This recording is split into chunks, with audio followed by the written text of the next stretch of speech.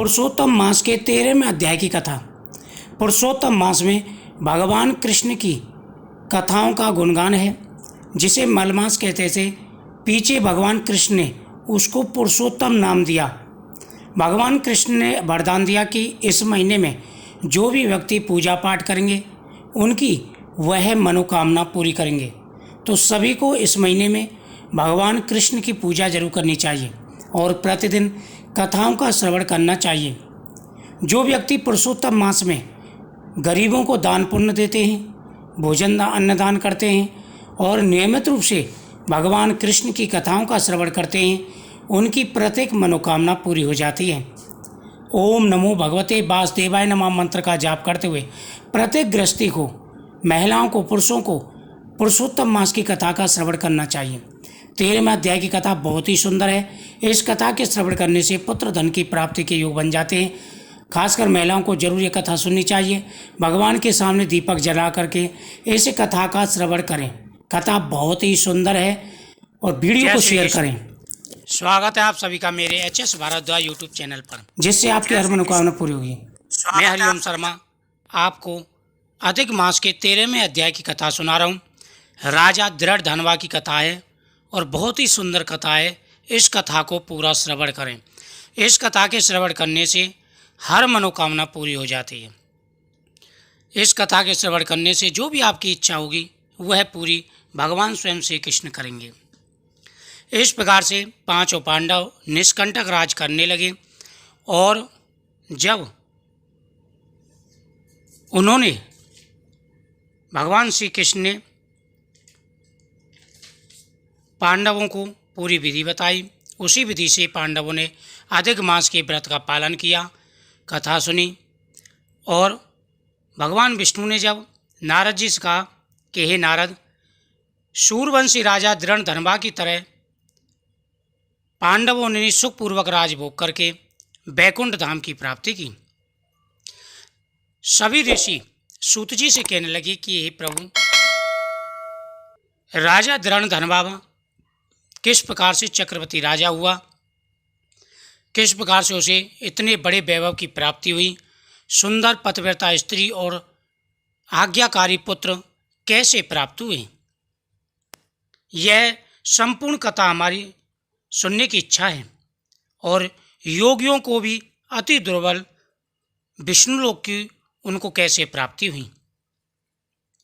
सूत जी बोले कि हे ब्राह्मण, आकाश गंगा की तरह पवित्र करने वाली सुंदर पुरानी दृढ़ धनवा की कथा मैं तुमसे कहता हूँ।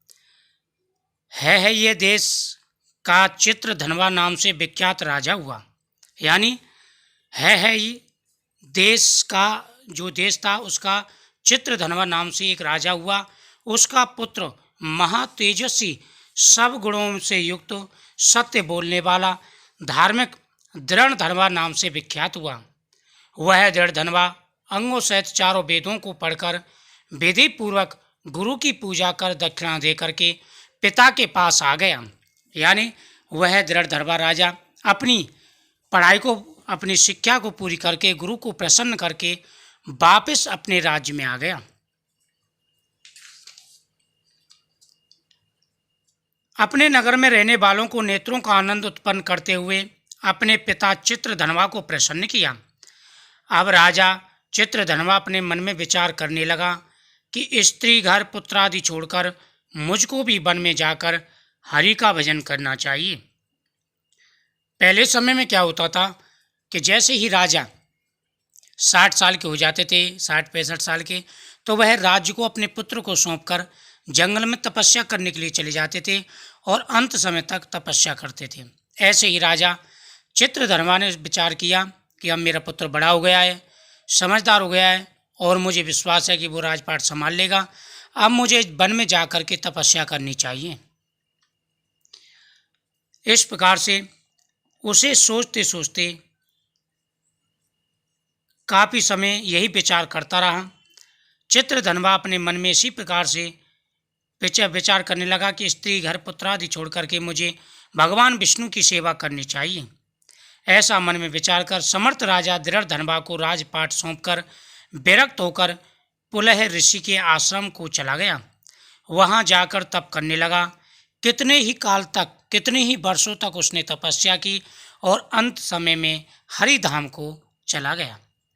दृढ़धर्मा ने जब अपने पिता की वैष्णविक गति को सुना, अपने पिता की और्तदैहिक क्रिया की, फिर नगर में राज्य करने लगा। राजा दृढ़धनवा की गुण सुंदरी नाम की स्त्री थी।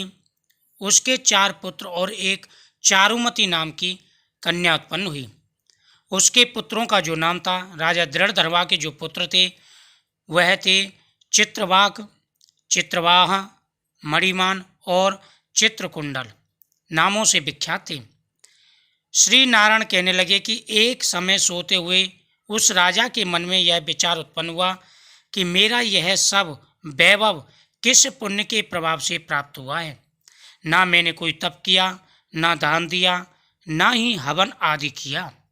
यानी एक समय राजा दृढ़धनवा सोए हुए थे और उनके मन में यह विचार आया कि मैंने ऐसे कौन से पुण्य किए, कौन से अच्छे कर्म किए जिसके द्वारा मुझे इतनी अच्छा संतान मिली, गुणवती और आज्ञाकारी पत्नी मिली, इतना बड़ा वैभव मिला। यह मैं किससे जाकर के पूछूं? अपने इस भाग्य के बारे में किससे पूछूं? राजा के इसी विचार में सारी रात्रि व्यतीत हो गई। प्रातःकाल ब्रह्ममुहूर्त में उठकर यथाविधि स्नान करके खड़ा होकर उदय होते हुए सूर्य को अर्घ्य देकर, ब्राह्मण को दान आदि देकर और प्रणाम कर वह राजा घोड़े पर चढ़कर तत्काल शिकार के लिए वन में चला गया। और राजा यही विचार करता रहा। ऐसे विचार करते करते राजा को पूरी रात व्यतीत हो गई। सुबह वह खड़ा हुआ, उसने सभी ब्राह्मणों को भोजन कराया, उनको दक्षिणा आदि दी। उसके बाद में शिकार खेलने के लिए घोड़े पर चढ़ करके जंगल के लिए चला गया। वहाँ उसने शिकार किया। उसी वन में राजा दृढ़धनवा के बाण से घायल होकर एक मृग दूसरे वन में भाग गया। घायल मृग के शरीर से गिरते हुए रुधिर के निशानों से राजा दृढ़धनवा भी उसके पीछे पीछे गया। थोड़ी देर में मृग राजा को निगाह से ओझल होकर कहीं छिप गया और राजा ने एक मृग को बाण मारा। वह मृग घायल होकर के वन में अंदर चला गया।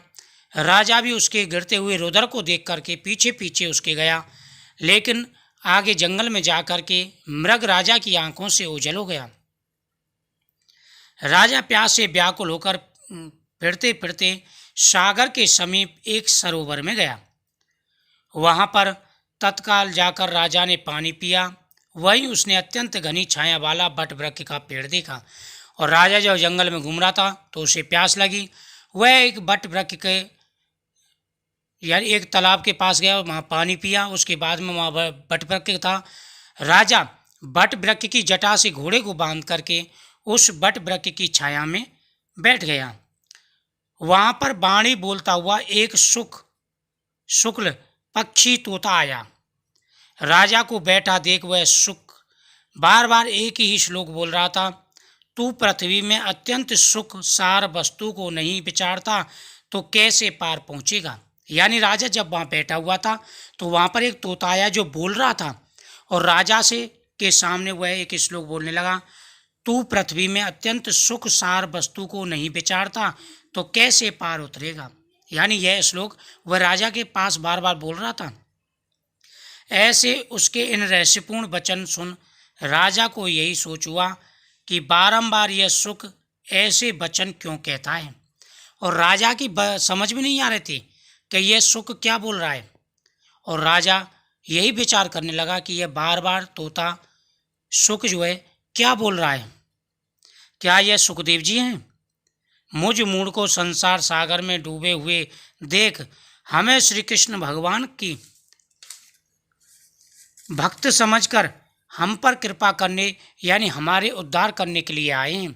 और यह विचार करने लगा कि कहीं ये सुखदेव जी तो नहीं है, मुझ जैसे मूढ़ की कहीं सहायता करने के लिए, उद्धार करने के लिए आए हूँ। वह इसी विचार में था। राजा बार बार यही विचार कर रहा था कि यह सुख कौन है और यह क्या बोल रहा है, क्योंकि वह वाक्य ऐसे बोल रहा था कि हर एक की समझ में आने वाले नहीं थे।